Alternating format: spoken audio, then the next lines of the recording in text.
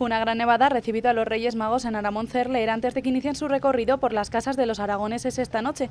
Han sido muchos los pequeños que han podido disfrutar de sus majestades, que han repartido caramelos y han recibido peticiones de última hora, aunque algunos lo tenían muy claro. Un Lego para prepararse para un concierto. Una tabla de snow y unas botas de snow. Un juego de mesa, libros y cosas para diseñar muñecas. Unas botas de fútbol, un balón de fútbol, un patinete y 2 juegos para el Xbox. Porque he sido muy buena este año. Que pues han dado muchas chuches y han hecho muchas fotos.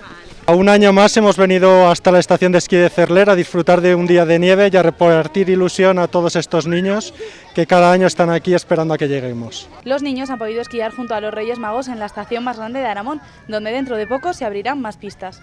Bueno, pues hoy el Día de Reyes, qué mejor regalo, ¿no?, que una buena nevada. Aquí en Cerler concretamente pues hemos recibido hasta 20 centímetros en las cotas altas y esto pues, nos va a permitir durante esta semana y la que viene paulatinamente ir abriendo más zonas esquiables de la estación de esquí.